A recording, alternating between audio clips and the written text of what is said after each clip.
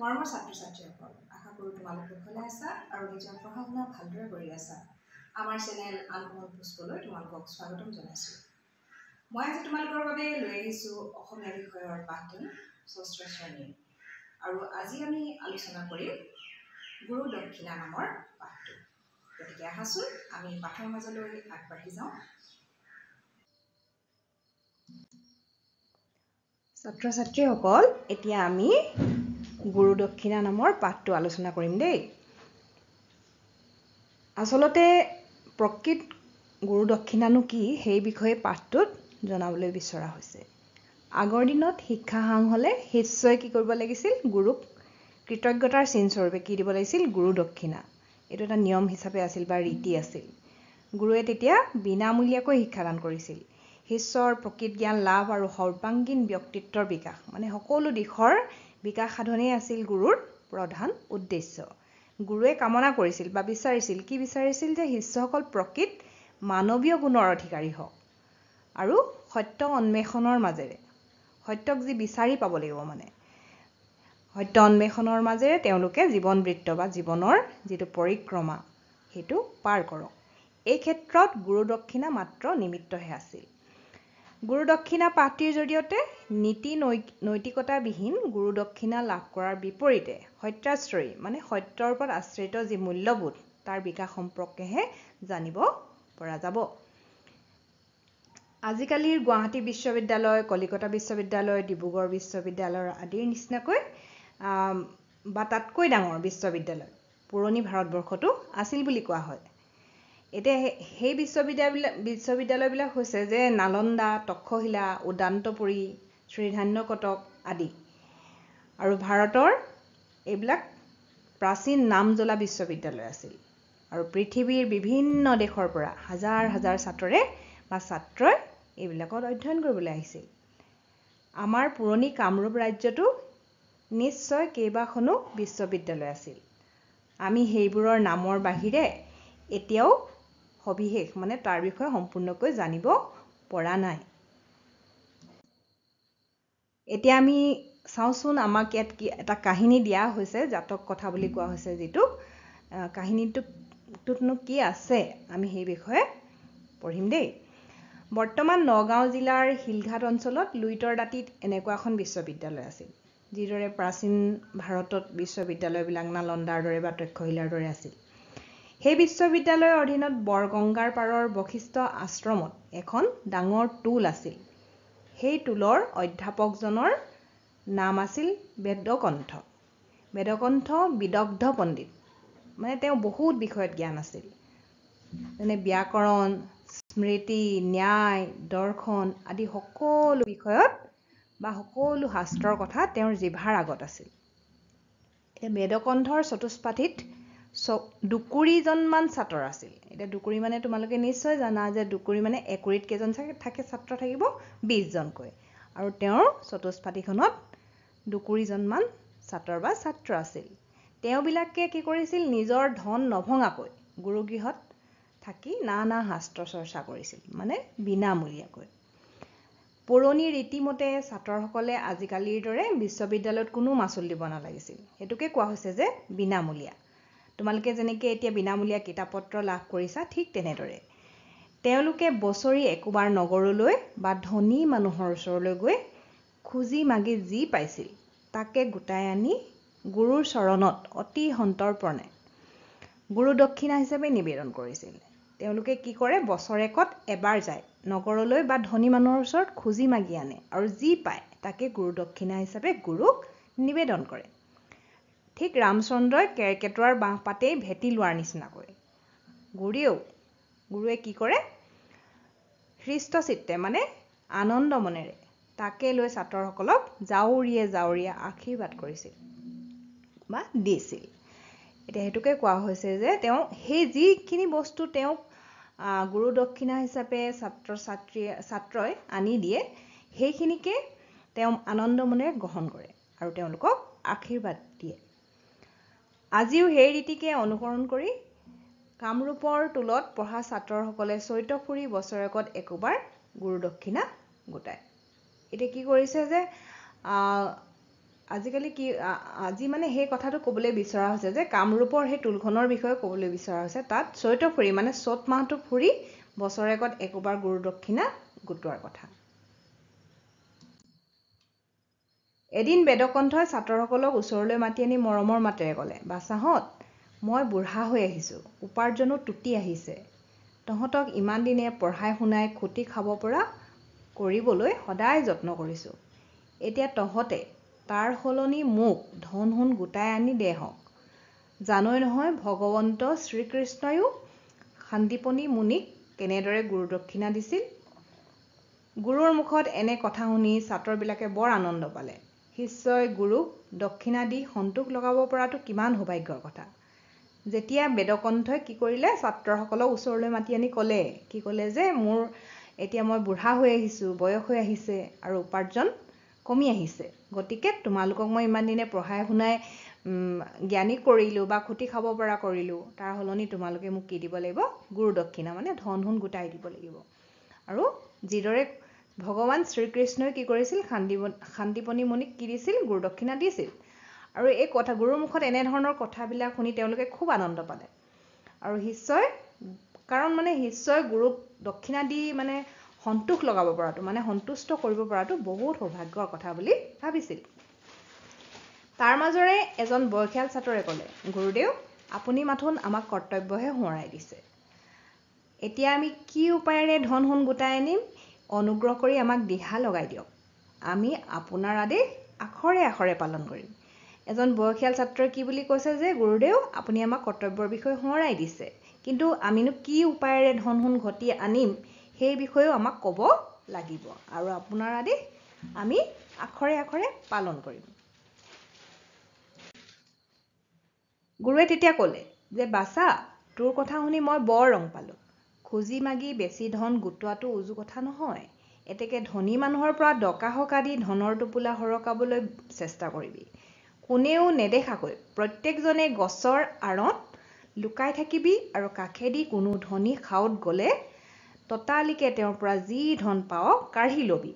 চাবি যাতে কোনেও নেদেখে আৰু খাওঁদৰো একো অনিষ্ট নহয়। এতিয়া গুৰুৱে বাছাহঁতক কি দিহা দিলে বা ছাত্ৰসকলক কি দিহা দিলে, যে খুজি মাগি বেছি ধন গোটোৱাটো সম্ভৱ নহয়। গতিকে এটা উজু উপায় দিলে যে ধনী মানুহৰ পৰা মানে দাবী ধমকি দি বা ডকাহকা দি ধনৰ টোপোলা সৰকাব লাগে, আৰু কোনেও নেদেখাকৈ প্ৰত্যেকজনকে এজোপা গছৰ আঁৰত লুকাই থাকিবলৈ ক'লে। আৰু সেইফালে যদি কোনো ধনী খাওঁত বা বেপাৰী যায়, তেতিয়া তেওঁৰ পৰা ধন সোণ কাঢ়ি ল'ব, আৰু তেওঁলোকক যাতে কোনেও নেদেখে বা সেই খাওঁতজনৰো বা বেপাৰীজনৰো কোনো ক্ষতি সাধন নহয়, সেই বিষয়েও তেওঁলোকক গুৰুত্ব দিবলৈ ক'লে। এতিয়া গুৰুৰ কথা শুনি কি হ'ল, ছাত্ৰবিলাকে কিৰিলি পাৰি যাবলৈ ওলাল, মানে খুব আনন্দিত হ'ল তেওঁলোকে। গুৰুৰ দক্ষিণা দিবলৈ এনে সহজে সোণালী চেক সটকাই নিমিলে। ল'ৰাহঁতৰ আনন্দ চাই কোনে, তেওঁলোকে ভাবিলে যে গুৰুৰ দক্ষিণা দিবলৈতো এইটো অতি সহজ উপায়, আৰু সেইকাৰণে সিহঁতি খুব আনন্দ পালে। আটাইকেইজন ছাত্ৰৰে গন্তব্যস্থানলৈ খোজ ল'লে, কিন্তু তাৰে ভিতৰৰ এটি কোমল বয়সীয়া ছাত্ৰ হ'লে তাতেই মন মাৰি থিয় দি ৰ'ল। তাক তেনেভাৱে আমন জিমন কৰি ৰোৱা দেখি বেদকণ্ঠই সুধিলে, বাছা, তই নগলি দেখোন, আন সকলোবিলাক গৈ কোনোবাখিনি পালে। এতিয়া ছাত্ৰ ছাত্ৰীসকল দেখিলানে, তাৰ আটাইখিনি ছাত্ৰ গুচি গ'ল, আটাইকেইজন ছাত্ৰই গ'ল, কিন্তু নিজৰ গন্তব্যস্থান মানে গন্তব্য ঠাই মানে য'লৈ তেওঁলোকক যাবলৈ কোৱা হৈছে সেই ঠাইলৈ তেওঁলোক গ'ল, কিন্তু তাৰ ভিতৰৰে এজন সৰু ল'ৰা, কোমল বয়সৰ ছাত্ৰ তাতেই মন মাৰি ৰ'ল। তেওঁ বৰ আমন জিমনকৈ থকা দেখি বেদকণ্ঠই সুধিলে যে, তুমি কিয় নগ'লা? যে আনবিলাক সকলো গ'লচোন, আন সকলোবিলাকেই গ'ল, তুমি কিয় নগ'লা? সেই ল'ৰাটিৰ নামে আছিল কি, সত্যব্ৰত। সত্যব্ৰতে থোকাথুকি মাতেৰে ক'লে যে, গুৰুদেৱ, দয়া কৰি অনুমতি দিলে এটা কথা সুধিব খোজোঁ। মোৰ মনত অলপ খোকোজা লাগিছে। তেতিয়া সত্যব্ৰতে কি কৰিলে, যে থোকাথুকি মাতেৰে মানে ক'বলৈ তেওঁ অকণমান অসুবিধাও হৈছে, থোকাথুকি হৈছে মাতটো, আৰু সেইকাৰণে তেওঁ যিহেতু গুৰুক যথেষ্ট তেওঁলোকে সন্মান কৰে, ভয় কৰে, সেইকাৰণে। আৰু সত্যব্ৰতে সুধিলে যে, গুৰুদেৱ, আপুনিতো আপুনি অনুমতি দিলে মই এটা কথা সুধিব খোজো যে মোৰ মনত অলপ খুকুজা মানে মই বুজা নাই কথাটো আপুনি যে এনেদৰে ক'লে আমাক সেই কথাটো মই ভালদৰে বুজা নাই তো গুৰুৱে কি কৰিলে আনন্দ মনেৰে অনুমতি দিলে আৰু সত্যৱতে তেতিয়া কি ক'লে আপোনাৰ পৰা আমি জানিব পাৰিছো গুৰুদেৱ পৃথিৱীত এনে ঠাই নাই য'ত ঈশ্বৰ নাই আমি এনে একো কাম কৰিব নোৱাৰো যি কাম ঈশ্বৰে দেখা নোপোৱাকৈ থাকে ঈশ্বৰৰ বিষয়ে পুথিটো পঢ়িছো সকলোতে থাকে তেওঁ প্ৰভু ভগৱান সকলোকে দেখে তেওঁ সৰ্বশক্তিমান সকলোকে জানে তেওঁ জ্ঞানৰ আকৰ সত্য তেওঁ সিয় তেওঁ পৰম সুন্দৰ এতিয়া এই যে কবিতাটো দিছে তোমালোকক এইটো পুথিত পঢ়িছো বুলি কোনে ক'লে সত্যৱতে ক'লে যে ঈশ্বৰ এনেকুৱা পৰম পুৰুষ য'ত তেওঁ নাই মানে কোন ঠাইত তেওঁ নাই সকলো ঠাইতে তেওঁ আছে আৰু তেওঁ সকলো কামেই কৰিব পাৰে আৰু এনেকুৱা ঠাই নাই যে যি আমি কিবা এটা কৰিম ঈশ্বৰে দেখা নোপোৱাকৈ থাকিব সকলোতে তেওঁ আছে আৰু সেইকাৰণে তেওঁ সকলো দেখা পায় আৰু তেতিয়া সত্যৱতে ক'লে যে সেই কাৰণে গুৰুদেৱ মই কি শক্তিৰে কোনেও নেদেখা ঠাই বিচাৰি উলিয়াম আনে নেদেখিলেও ঈশ্বৰে নিশ্চয় দেখিব লোকৰ ধন চুৰ কৰি ডকাহকা দি আনিলে সেই কথা আনে নেজানিলেও ঈশ্বৰে জানিব তেওঁ মোৰ অন্তৰতে বহি মই কৰা সকলো ভাল বেয়া কাম চাই আছে মানুহক ঠগিব পাৰিলেও ঈশ্বৰৰ চকুত কেনেকৈ ধুলি দিম কি কৈছে যে সত্যৱতী তেতিয়া ক'লে যে মই তেওঁ ইমান সৰ্বশক্তিমান আৰু সকলোতে তেওঁ থাকে যিহেতু আৰু তেওঁক মই তেওঁৰ পৰা কেনেকৈ লুকাই চুৰ কৰি মই এই কাম কৰিম আৰু লোকৰ ধন চুৰ কৰিলে কি হ'ব আনে নেজানিলেও কোনে জানিব ভগৱানে দেখি থাকিব বা ঈশ্বৰে দেখি থাকিব তেওঁ মোৰ অন্তৰতে বহি আছে আৰু মোৰ সকলো ভাল বেয়া কাম চাই আছে সেইকাৰণে মই ঈশ্বৰক কেতিয়াও মানে ঠগিব নোৱাৰো বুলি সত্যৱতে ক'লে মই এনে অসৎ উপায়েৰে গুৰু দক্ষিণা গোটাব নোৱাৰো মোক আন সজ বাট দেখুৱাই দিয়ক গুৰুদেৱ তেতিয়া সত্যৱতে পুনৰ কি ক'লে যে মই এনেকুৱা অসৎ উপায় অৱলম্বন কৰিব নোৱাৰো মোক সজ বাট লাগিব মই সৎ পথেৰেহে ধন ঘটিব পাৰিম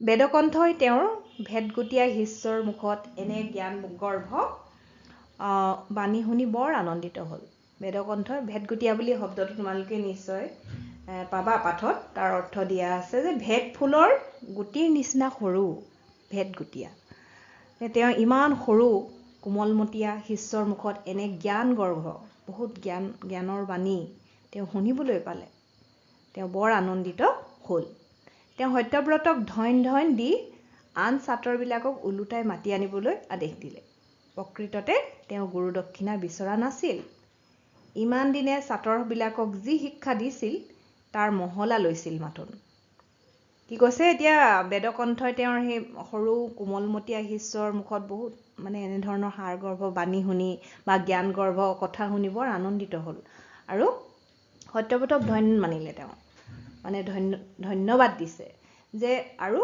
তেওঁ আদেশ দিলে যে আন ছাত্ৰবিলাকক উভতাই আনিব লাগে বা ওলোটাই আনিব লাগে প্ৰকৃততে তেওঁ গুৰু দক্ষিণা বিচৰা নাছিল তেওঁ কি বিচাৰিছিল ছাত্ৰসকলে ইমান দিনেনো কি শিকিলে বা তেওঁলোকৰ মনত উচ্চ চিন্তাধাৰা গ্ৰহ ল'ব পাৰিছেনে নাই তেওঁলোকে ওপৰলৈ যাব পাৰিছেনে নাই সেই কথাটোহে তেওঁ জানিব বিচাৰিছিল তোমালোকৰ যিদৰে এটা শ্ৰেণীৰ পৰা আন এটা শ্ৰেণীলৈ উত্তীৰ্ণ হ'ব পাৰি পৰীক্ষা দি ঠিক তেনেধৰণৰ পৰীক্ষা এটাহে বেদকণ্ঠই লৈছিল ছাত্ৰসকলক পৰীক্ষা লৈছিল আচলতে আৰু সেই মহলাত একমাত্ৰ সত্যব্ৰতৰ বাহিৰে আন কোনো ছাত্ৰৰ উত্তীৰ্ণ হ'ব নোৱাৰিলে এতিয়া কথাটো কি হ'ল যে সত্যব্ৰতেহে আচল ৰহস্যটো তাৰ বুজি পালে এতিয়া আমি দেখিলো যে সত্যব্ৰতেহে আচল জ্ঞান লাভ কৰিলে গুৰুৰ পৰা আচল জ্ঞান কোনে লাভ কৰিলে সত্যব্ৰতে কিন্তু বাকী ছাত্ৰসকলে কি কৰিলে গুৰুৱে যি ক'লে তেওঁলোকে সজ অখজ বিচাৰ নকৰি গুচি গ'ল নহয়নে বাৰু ছাত্ৰ ছাত্ৰীসকল সেই গুৰুৱে শিকোৱা জ্ঞান ভালদৰে আয়ত্ব কৰিব পাৰিলে কোনে কেৱল সত্যব্ৰতে আৰু তেওঁ প্ৰকৃত গুৰু দক্ষিণা দিব পাৰিলে গুৰুৱে যি বিচাৰিছিল ছাত্ৰসকলৰ পৰা যি বিচাৰিছিল সেই প্ৰকৃত গুৰু দক্ষিণা কেৱল সত্যব্ৰতেহে দিব পাৰিলে এতিয়া পাঠটো তোমালোকে শুনিলা পঢ়িলা তাৰ পৰা তোমালোকে নিশ্চয় বুজি পাইছা আচলতে প্ৰকৃত গুৰু দক্ষিণানো কি। এজন গুৰুৱে ছাত্ৰসকলৰ পৰা বহুত বেছি নিবিচাৰে, কিন্তু তেওঁলোকে কি বিচাৰে যে ছাত্ৰসকলে কিমান শিকিব পাৰিলে, তেওঁলোক জ্ঞানী হ'ল নে নহ'ল সেই কথাখিনিহে জানিব বিচাৰে। গতিকে ছাত্ৰ ছাত্ৰীসকল, মোৰ পাঠটিৰ আলোচনা ইমানতে সমাপ্ত হৈছে আৰু তোমালোকে নিশ্চয় ভালদৰে বুজি পাইছা আৰু নিজেও সত্যব্ৰতৰ দৰে হ'বলৈ যত্ন কৰিবা। ছাত্ৰ ছাত্ৰীসকল, তোমালোকে নিশ্চয় পাঠটোৰ সাৰমৰ্মখিনি বুজি পালা। আমাক পাঠটোৰ জৰিয়তেনো কি শিক্ষা দিব বিচৰা হৈছে সেই কথাও বুজি পালা। সেয়ে পুনৰ মই তোমালোকৰ কাষলৈ আহিম নতুন এটা পাঠ লৈ। আজিলৈ আহিছোঁ, ধন্যবাদ।